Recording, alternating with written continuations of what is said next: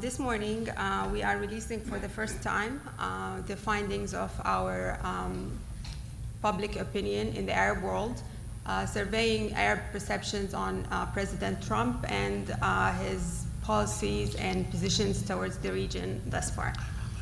The panel, What Arabs Want, Arab Public Opinion and U.S. Policy, we'll start with presenting the data, and then we have two very distinguished experts with a lot of experience, extensive experience in public polling, especially related to the Middle East and perceptions on U.S. policy, that I am honored to share the stage with them. We'll listen to some of their insights and contributions regarding the survey. Just a couple of housekeeping items before we begin. Again, the question cards, please, if you have any questions, use the cards and raise them so our staff will pick them, and so we can answer as many questions as possible. Our hashtag, ACWDC 2017, if you want to follow the conversation or tweet us at the conference. This survey that we've conducted is very fresh. The polling took place between September 14th and October 13th of 2017. So the data is very new. And we polled participants in 8 Arab countries about their perceptions of Trump. And this is part of really our mission as Arab Center, Washington, D.C., and to basically bring Arab perspectives into U.S. policymaking, especially regarding the Middle East. It's part of a larger project, which Dr. Mitri mentioned, the Arab Opinion Index, which surveys Arab perceptions on several issues, including democracy, media use, political participation, and many other topics. This data that we're presenting today is a much smaller scale project that we do focusing specifically on U.S. foreign policy.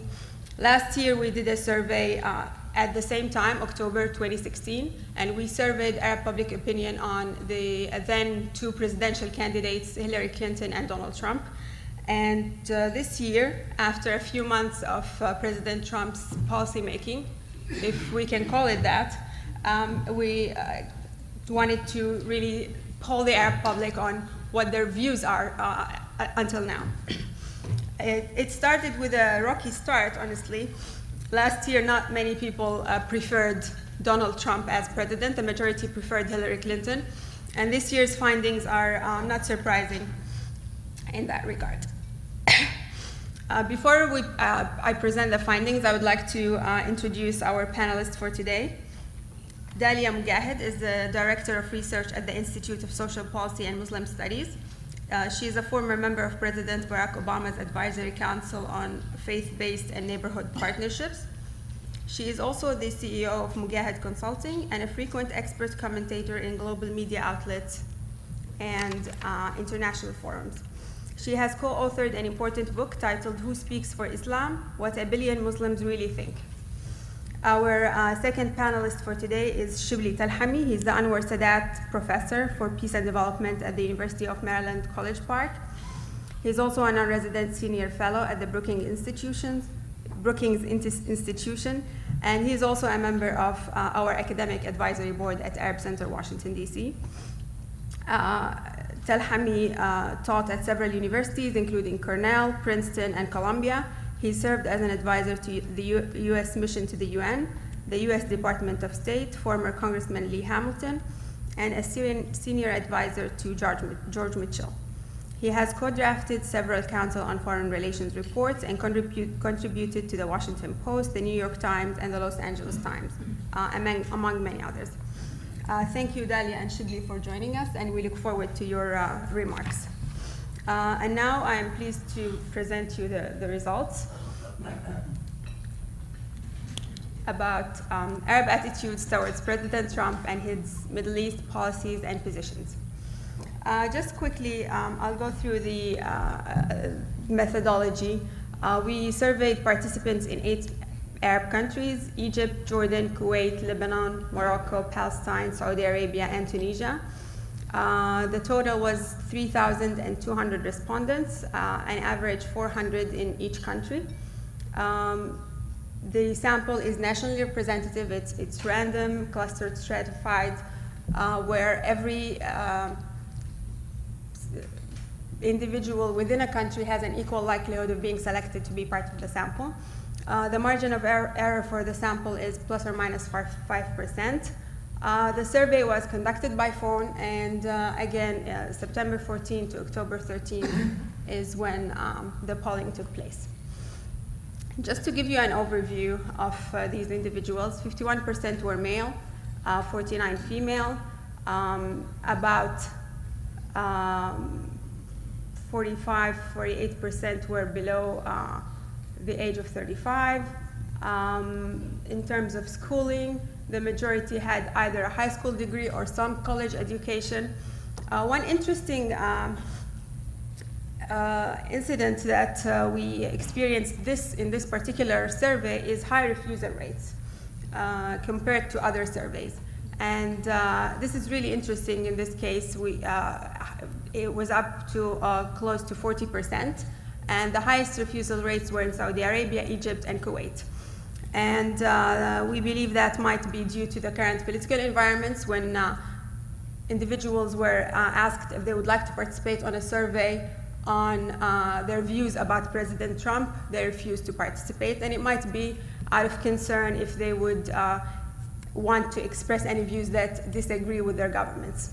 So we do take this into account when interpreting the data. We have the findings in 5 main sections. The first one, general attitudes toward the US, the American people, and US foreign policy. The second one, general attitudes about Donald Trump himself. The third section about Trump's Middle East policies and positions in the last 10 months or so.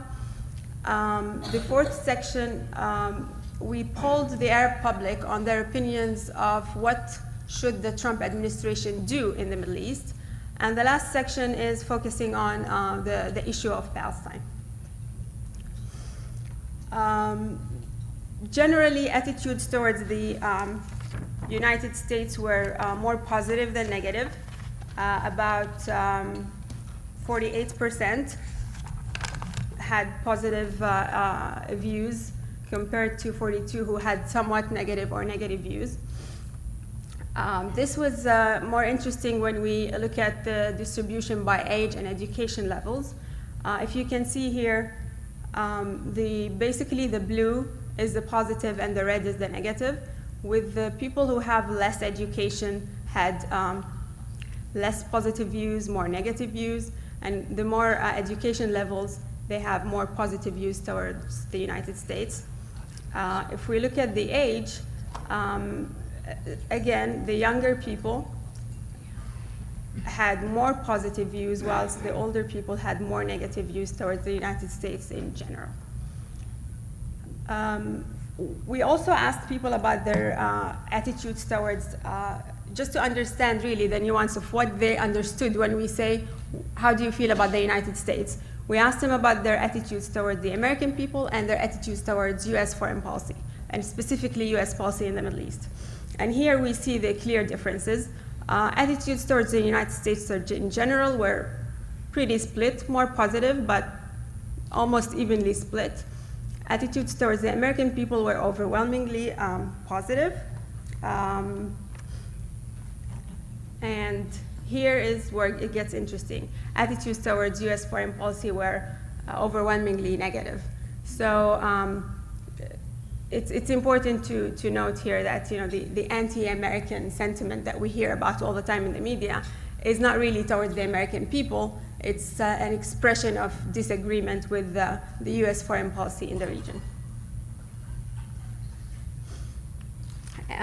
Although this is comparing, we asked the participants the same question last year, and the Arab public had more positive views towards the American people last year than they do this year.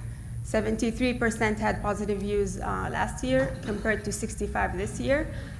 This might be a reflection of the perception that of people who voted for President Trump. And we know from this data that views towards President Trump are more negative than positive. This is a trend to watch for. We still don't know what this means, but it's interesting to consider that in the next surveys. Moving on to the next section, Arab perspectives on Donald Trump. As you can see, the red again is the negative. So generally about 58% had negative views than positive. There are some differences by countries, but in general, the Arab attitudes towards Donald Trump are more negative. And we'll go through the nuance of what that means. This is a trend that we've seen here in the US, but also in other surveys around the world. There are more negative views towards Trump amongst females than males. And this is consistent with the other surveys that we've seen in other parts of the world. We asked the participants about some of the characteristics that have been used to describe Donald Trump in the media.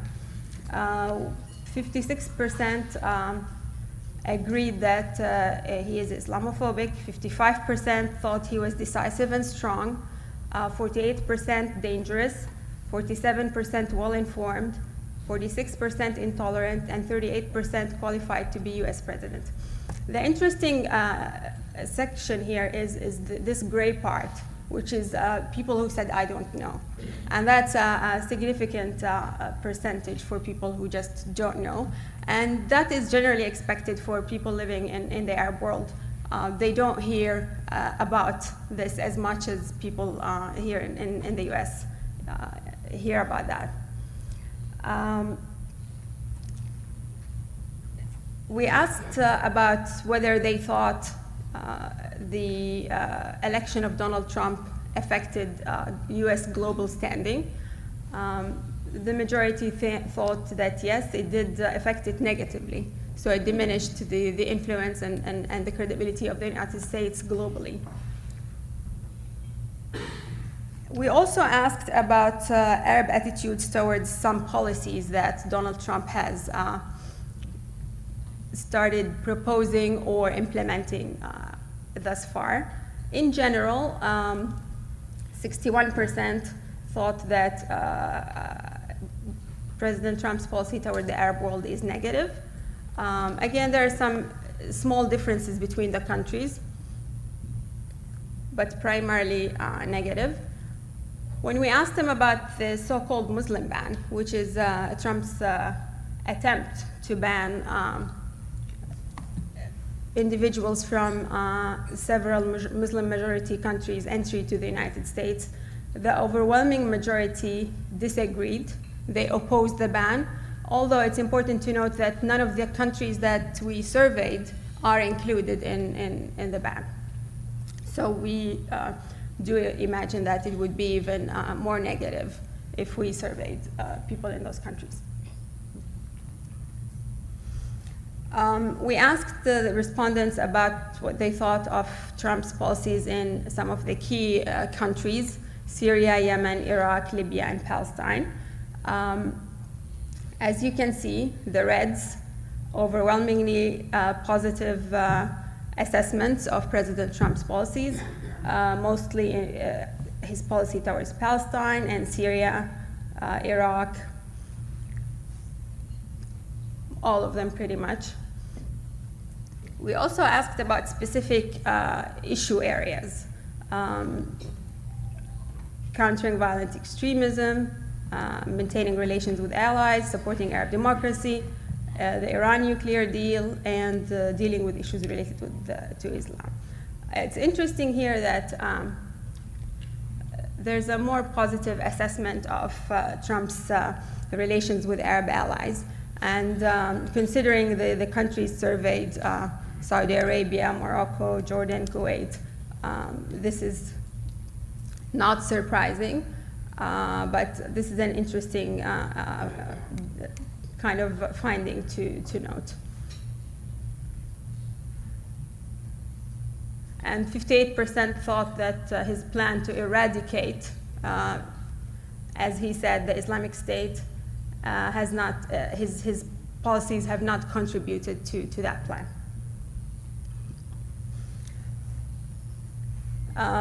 We asked the participants about what they thought the Trump administration should do in the Middle East.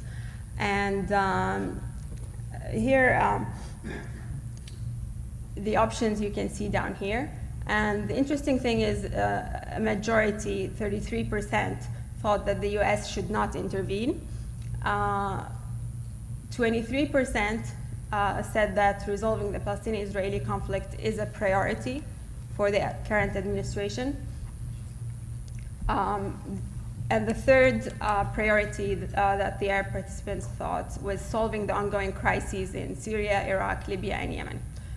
Interestingly, military campaigns came last with 6%, even after I don't know. So 8% said I don't know, and 6% said military campaigns. When asked whether the US should intervene in resolving the GCC crisis, 55% said no, and that is consistent with the general views that they do not want the US to intervene in the region, which is not surprising considering the perceptions about what past interventions have led to. Also, overwhelmingly, 62% thought that US arms sales to Arab governments do not contribute to security and stability in the region. It's interesting that in Saudi Arabia, 45% as opposed to 40% thought that yes, they do contribute to stability.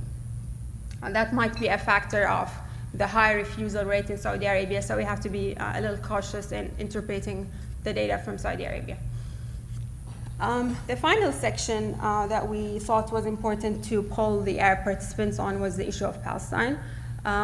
It's still as urgent and as important, but kind of was overtaken by events around the world, and especially in the Middle East. The overwhelming majority thought that the current administration's policies toward Palestine, Israel has been negative, about 81%. The majority are pessimistic about the Trump administration's success in resolving the conflict. Very few are optimistic, about 8% to a great extent, 14 somewhat, but the majority are pessimistic.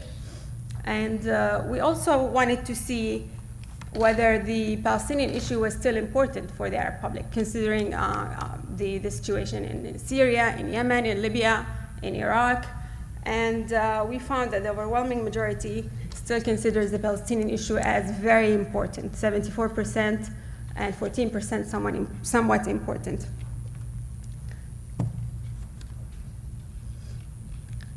And just quickly, some conclusions to take from this.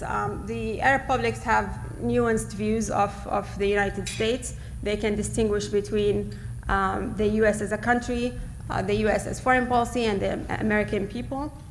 There is no support for arms sales to Arab governments. There is no support for direct military intervention. The majority of the respondents preferred resolving the ongoing crises in Iraq, Syria, Libya, and Yemen, and supported the Palestinian cause and preferred resolving the Palestinian-Israeli conflict as a priority. There were some interesting differences by age, education levels, and gender, and you can read about that more in the summary. But one important conclusion that I would like to stress is that in order for the US policy to better understand and address issues in the region, the narrow lens of counterterrorism mentioned by Dr. Mitri is not enough. it's important to listen to what the Arabs think and consider and not really ignore the views of the Arab public. And so that's what we can present for now. For more information and more details, you can look at the book. And now please allow me to turn it over to our panelists to listen to their remarks and their thoughts on the findings. I would like to start with Dalia, please. Thank you. Good morning. It's really a pleasure to be here, and I'd love to just to thank the organizers for putting this together. I haven't been looking at public opinion in the Arab world for some time. I've been focused domestically on American Muslims. So it was really a refreshing change to get to look back on the region and look at the differences that we've seen. One thing I thought was interesting just from the beginning is that as of a poll that came out just yesterday, 38% of the American public approve of Trump. So it seems that Arabs and Americans have a lot in common in that regard. I want to talk to you a little bit about what I found most interesting in this poll when it came to a finding that we've actually seen over and over and over, which is that Arab publics are able to separate between the American people, America, and American foreign policy. And why I think it's important today is because of the rhetoric that has been so toxic coming out of first the Trump campaign and then now the Trump administration. And to understand it, I want to give you a little bit of background. There's some wonderful research on American public opinion in regards to Islamophobia that was done by Dr. Emile Bruno. And what he found was that when Americans believe that Muslims at large, and so we'll just use Muslim as a placeholder for Arab here, I know they're not the same thing. When Americans believe that Muslims hate them and are aggressive towards them, it leads them to dehumanize Muslims as a group. And that dehumanization empirically makes them much more likely to accept discriminatory policies toward Muslims, including, extra airport security, a Muslim ban, a Muslim registry, or even military intervention against Muslim countries. So the belief that Muslims hate us increases people's acceptance of these bad policies. And then you have statements like Islam hates us coming out of, direct quote from Trump, but that reiteration of that message. And Dr. Bruno actually found that when ordinary people in America are shown data, believe it or not, this is a real study that you can look up.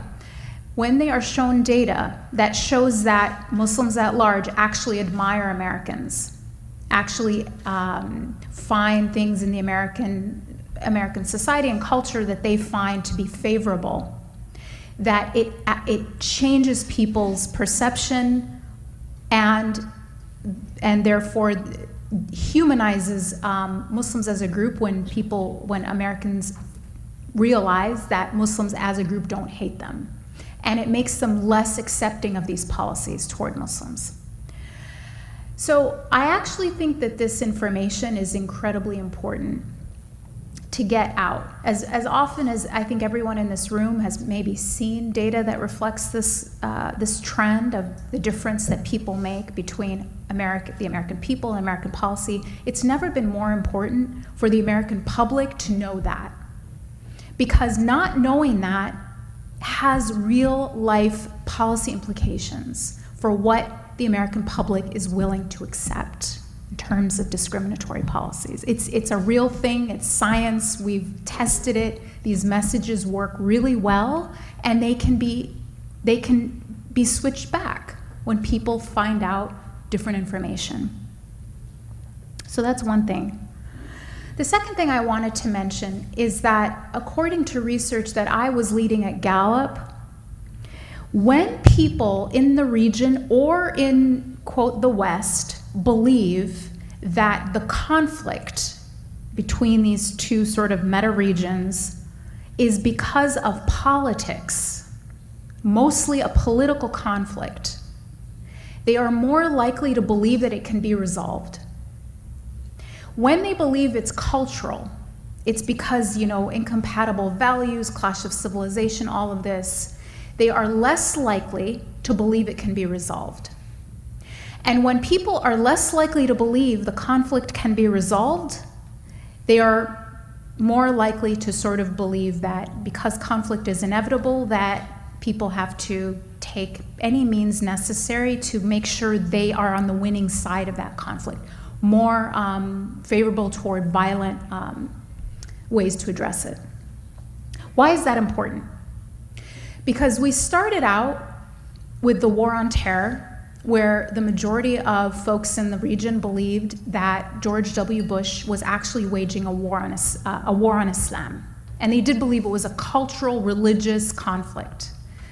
One thing Obama did well is he may have not dramatically improved America's standing in terms of quantity of approval, but what he did do is he changed it in terms of its quality, the flavor. People stopped talking about a war on Islam during the Obama administration. They pointed to his policies. It went from being cultural and religious to being political, and that was a very good change. Even if they were still mad at his policies, at least they were mad at his policies and didn't believe that he was actually waging a war on Islam. Because when people believe it's political, they are more likely to think it's resolvable. What will be interesting to see now is if that switches back. People don't like Trump's policies, but they also, many of them think he's Islamophobic. It's, I think, a little too early to tell which direction it's going to go, but it's something to watch. If we start hearing more and more about a war on Islam, sentiment will go toward it being an inevitable conflict, which is not a good thing. And then I just finally wanted to mention, I found it interesting, the two countries that were polled that experienced some, of course it feels like such a long time ago, but remember that thing we used to call the Arab Spring? Well, right, Egypt and Tunisia. So I just thought it was interesting to compare Egypt and Tunisia with some of the other countries polled that did not experience any sort of form of a revolution. And it was interesting that almost consistently, Tunisia came out as the most negative on American foreign policy, on Trump being Islamophobic. Egypt was more split, which was actually very interesting to me because having followed Egypt's public opinion of the US for 15 years, Egypt was always the most negative, always, like just everything, like, no, I hate you, I hate you. Now they're like split, which I think is a reflection of Egyptian society in general. Folks who are pro-Sisi seem to like Trump a lot. At least anecdotally, that's what I've seen, and I think it shows up in the data in some ways. And those who see the current Egyptian government as a problem also are not very positive about the Trump administration. So I'll stop there. Thank you. Thank you, Dalia. And we move to our next speaker for today, Shibli Talhami. Thanks so much. Thanks for inviting me to be with my friend Dalia and to hear the presentation of the results. Let me make three basic points. One related to attitudes toward the U.S. and U.S. policy. The second toward what we call the Trump factor, and end with the results on the Palestinian issue, what we should learn from that. Let me start with the basic attitudes. What's really striking to me is that the Arab views of the U.S., even with the decline from 2016, particularly toward the American people, that is not huge, but still a decline from last year, are much better than they were during the immediate years after the Iraq War. So, there has been certainly the Iraq War, in historical perspective, did so much damage and deep damage during that period until the election of Barack Obama, because that coincided essentially with the end of the Iraq War. That was probably the most intense anti-Americanism we have seen. And then, while there's still certainly negative views of the U.S. and particularly U.S. policy that is pervasive, we have seen, a more nuanced attitude toward the U.S. Broadly.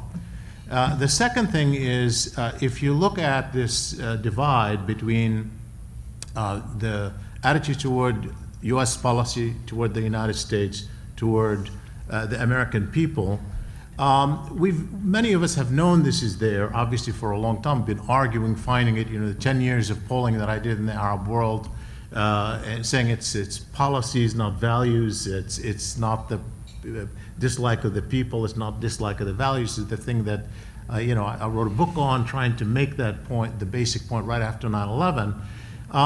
But actually, after the Iraq War, there was a narrowing of the gap between attitudes to the American people and attitudes to American policy. Right after the re-election of Bush in 2004, there was a decline in the way people perceived the American people, possibly as a consequence. We don't have a firm, assessment of this, but possibly as a consequence of the fact that people thought surely the American people wouldn't re-elect him after the disastrous result of the Iraq War. They elected him anyway, and so there it was. And in some ways, you can say that, as Tamara had alluded to, maybe the decline in attitude toward the American people from 2016, maybe possibly connected to the election of Trump. We elected this man.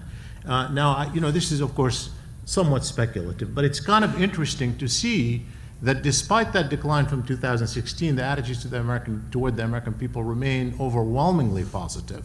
And that does contrast with what we saw after the Iraq War.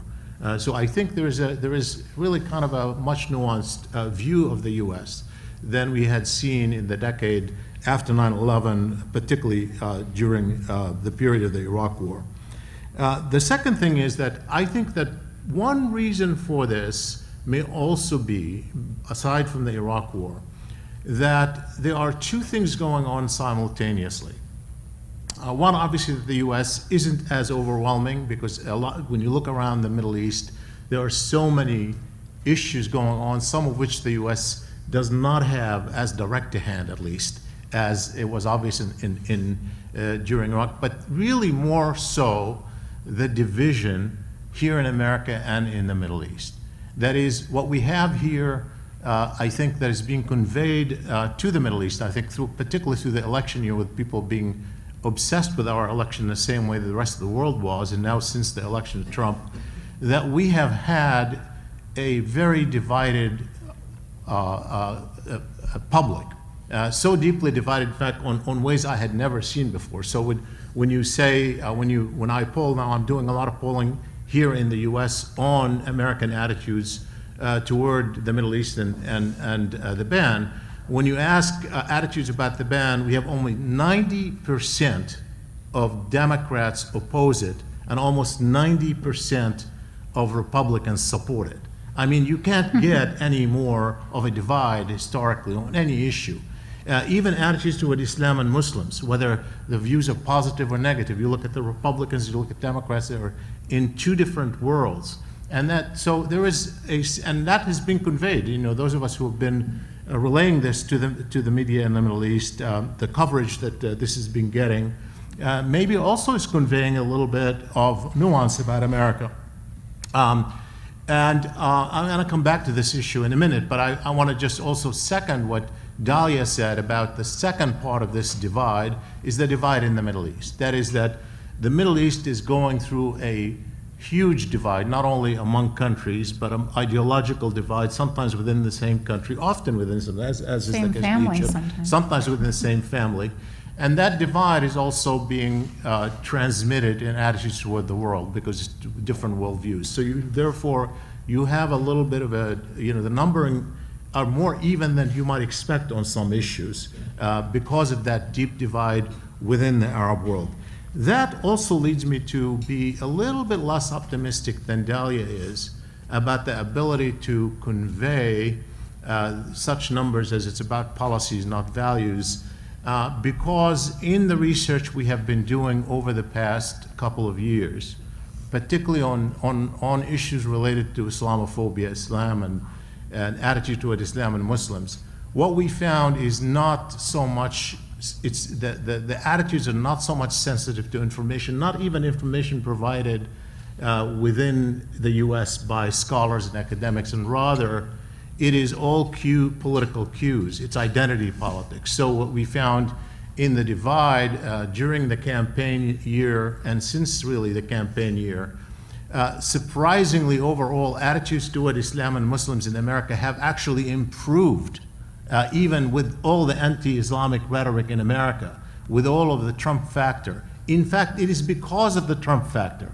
because almost all the improvement, the substantial improvement, came as a reaction principally from Democrats and independents. Yeah. And that moved the entire population with it, but it didn't move Republicans at all in that particular direction. So that tells me that we really have to be much more understanding of what we're talking about here in the US in terms of what makes public opinion move. It isn't really so much sensitivity to such data, even though we all do it, but we have to understand where the points are. You have to communicate with each constituency almost separately. You have to appeal to those in one camp or the other almost separately and not necessarily in the same strategic way. The second point I want to make has to do with the Trump factor. Obviously, you could say that Trump factor, that Arabs see it more negatively than positively, especially when you get only 38% say he's fit to be president, and more people think his impact has been more negative than positive. But it's much more divided again than you might expect otherwise, particularly given his position on such things as the ban, which is not very popular. And particularly when you consider that on every policy issue that is measured here, particularly the Israeli-Palestinian conflict, but also Syria and Yemen and Libya, and on every single issue, overwhelmingly negative assessment of the policy. So the divide is not as striking as one might expect in the public. But it is still interesting to look at the differences in how people evaluate his policies. Certainly the most negative is policy toward Israel, Palestine. That's hardly surprising. They consider almost all his policies negative, but they do consider one issue positively, and that is his improving relations with Arab allies. The only one thing that is positive in all this, where there's expressed positive views, is his improving relations with Arab allies, I assume, by which I mean most of the GCC plus Egypt and Jordan perhaps, but that's clear. But when you want to probe as to why that may be, it may not be policy related. It might be principally because of his visit to the region and the buildup that has happened in the language of the regimes. Why do I say that? Because you might expect that one reason why some people evaluate him more positively than they would otherwise is his policy toward Iran. Because if there is an issue where certainly GCC countries have been more supportive of Trump, it is his policy toward Iran. That is the featured policy, the Iran issue. But when you look at their evaluation of how he's doing, how they score him on the Iran nuclear deal, he gets very low grades, not much higher than everything else, other than building relations with the Arab world. So they're not scoring him positively based on his attitude to Iran. That is really a surprise to me. And I'm not sure what explains that. I have to think about that a little bit more. But it is certainly more surprising than I expected. I would dare say that a lot of it is probably skewed by, I have never believed that the Arab public is as obsessed as Iran as Arab leaders. I've shown that in the past in my own public opinion polling, and we do know that in Egypt, people are not particularly obsessed with the Iran issue at all. And so it may be that this is not as big an issue for the public as it is to governments, and that's being reflected here in the assessment, but it's worth noting. Also worth noting that the public doesn't want the U.S. to mediate in the GCC. They're divided, but more negative than positive. And that's interesting, regardless of what they think, whether people think, people think it should be resolved. We know that people in the region are divided about whether the U.S. should try to mediate this issue or not. But broadly, I think it goes to the deep mistrust of the Arab public. It's not about they don't want the issue mediated or resolved. It's just the mistrust of the U.S. ability to do it right. And I think that transmits itself pretty much across the board. Final point on the Arab-Israeli issue. Now, of course, what we saw here is a snapshot, meaning that when you ask people to say how important the Palestine issue to them, universally across the board in every country, in every year that we've done this, dating back to 15 years, 20 years, people say it's very important to them. They rank it high in their priorities. The real question is whether you have a shift, whether it's changing in one way or another. And obviously we don't have that data here from previous years. That question may not have been asked to see whether there's a decline or increase in the number of people who say that. However, we do have an interesting snapshot that wasn't shown here through the crosstabs, which is that when you look at the differences by age, whether people think it's important or how important they think it is dependent on age, then there is an interesting result here. Because while every age group still thinks this is a very important issue, the weakest group has 2/3 answering very important. It is still, there is a generational decline in how important it is. And it goes, from 18 to 24, 66% say it's very important. 25 to 34, 73% say it's very important. 35 to 44, 67%, 76% say it's very important. 45 to 54, that's 35, 44, 45 to 54, 80% say it's very important. And over 55, 83% say it's very important. So there's no question that there is a diminishing sense of importance that has to be taken into account. Now, why is that? Is this a function of what has transpired over the past 10 years since the Arab uprising? Possibly. But there is, in some ways, the results here show what we think is right based on our impressions and interactions with the region. That is, to use our speaker's comment, quoting Henry Kissinger, the issue is important but not urgent. And maybe some of that is there, but when I say it's important but not urgent, that a lot of people think because it isn't the playing issue at the top of the agenda, even for the Arab publics, it's no longer important. And regardless of the numbers, we know it's important. How do we know? It's not just the data that we have and all the stuff that happens. With all the with everything that's happening in the Arab world, and look at the horrific events taking place in places like Syria and Yemen and Libya, and everybody is distracted for good reason. These are human tragedies on a scale we haven't seen before in the Middle East. So everybody is certainly distracted, but when you look at what happened just over the past few years and also more recently in the past year, obviously when the Gaza war happened, The story of the Gaza war trumped every other story in the Arab media and Arab attention. You look back at the data and look at the attention, that certainly Gaza suddenly became the top story, overtook Syria, surprisingly, with all the bloodshed that's taking place in Syria. More recently, even after Trump's election, with all of the distraction, think about what happened in Jerusalem when that issue became hot over Al-Aqsa Mosque, and how suddenly everybody scrambled. Every ruler felt that they were threatened if they don't find a deal to fix it. And they all mobilized to do it because they understood that there is a public sentiment that is ongoing. And just in the past couple of weeks, those of you who follow the social media, I don't know how many of you saw this segment that was highly played all over the place, chosen by Al Jazeera by far as the top person of the week in their in-house polling.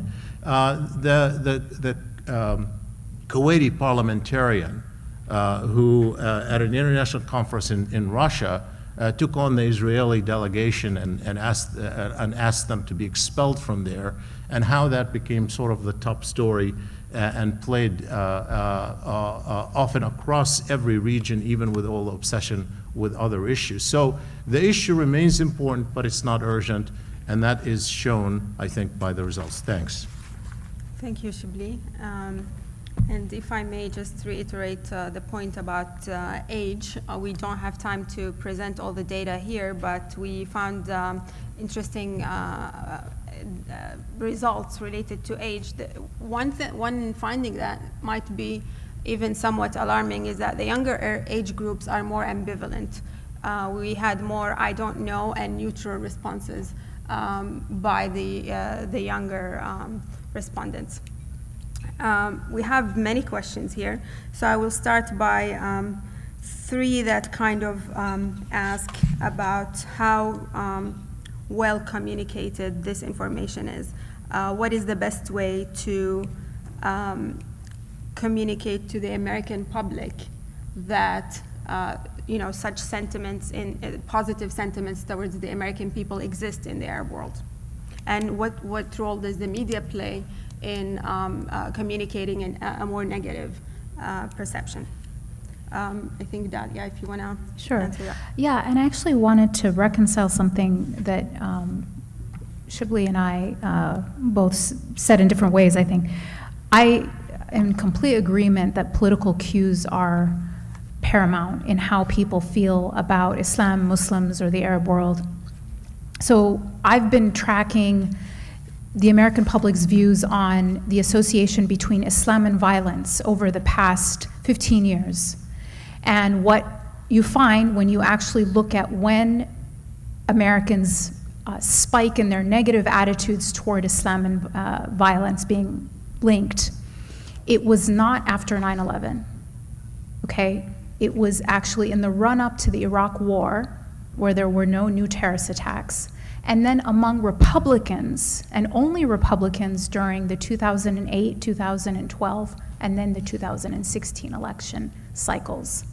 They did not, so this is where it really becomes interesting, they did not spike around the Boston bombing. They did not spike around the Orlando shooting. So terrorist attacks, actual terrorist attacks, do less to sway public opinion on the association of Islam and violence than political rhetoric. It is entirely manufactured, okay?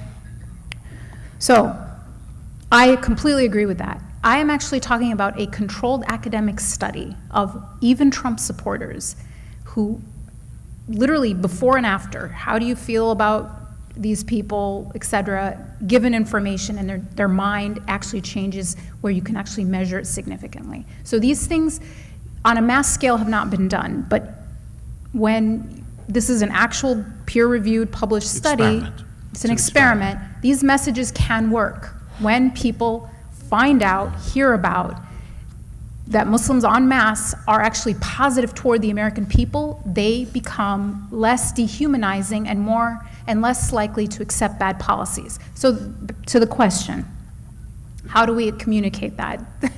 That is the $1 million question that all of us doing polling are are always asking, how do we get this out to people?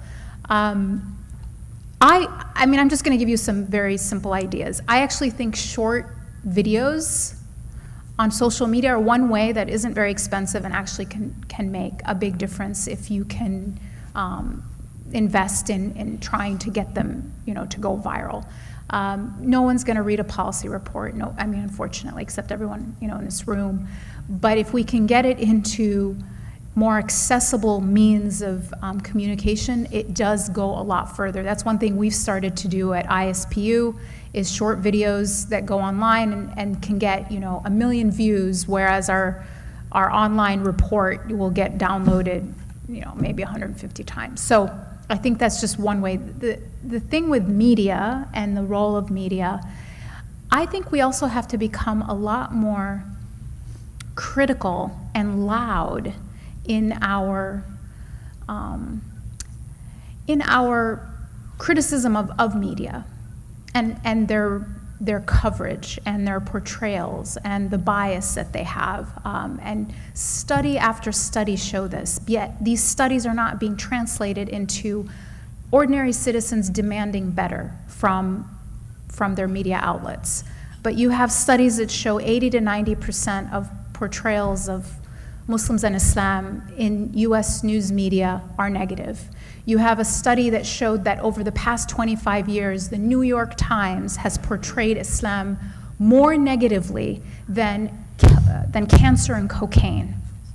You have a very recent study that shows that same crime, same casualties, same everything, and a Muslim terrorist will receive 449% more coverage than a white Christian doing the exact same thing.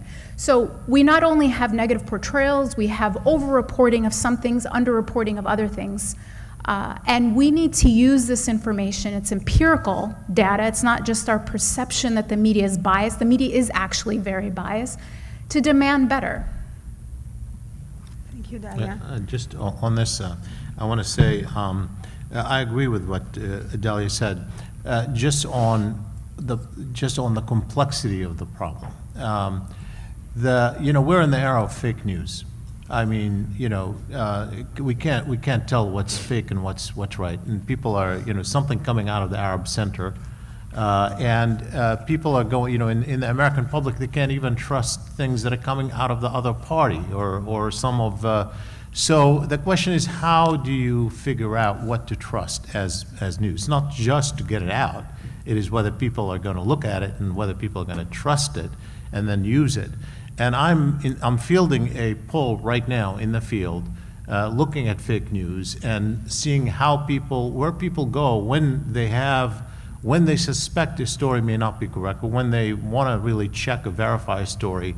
What cues do they use? Where do they go to verify that a story is right? And I'm giving them multiple options, trying to figure out who are essentially the leaders in this, or the reference points for different segments of the public to figure out what to accept and what not to accept.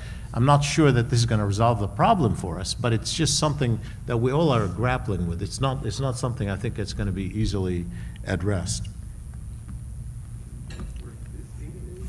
Thank you, Shibli. There are a couple of questions about the Palestinian issue, if you could address those. The first one is regarding Trump's optimism, or early optimism, about his ability to make a deal, the ultimate deal, in his words. If we contrast that to the pessimism by the Arab public, how do you think, would you reconcile that in terms of what we can expect? I'll let you answer that first. Do you want to start, Dalia? No, go ahead. So on this one, I'm not sure, our public is not optimistic about that. I mean, it's not like we say Donald Trump says, do we really know what Donald Trump really believes? We know what he says. And we know that every single advisor told him, don't do this because it's not a very good chance. So whether he thinks that it could be done or not, I don't know. I mean, he thinks everything could be done, and maybe he thinks this one could be done. So I don't really think there's anything to reconcile, because we're having a tough time reconciling our own public opinion and what the man thinks.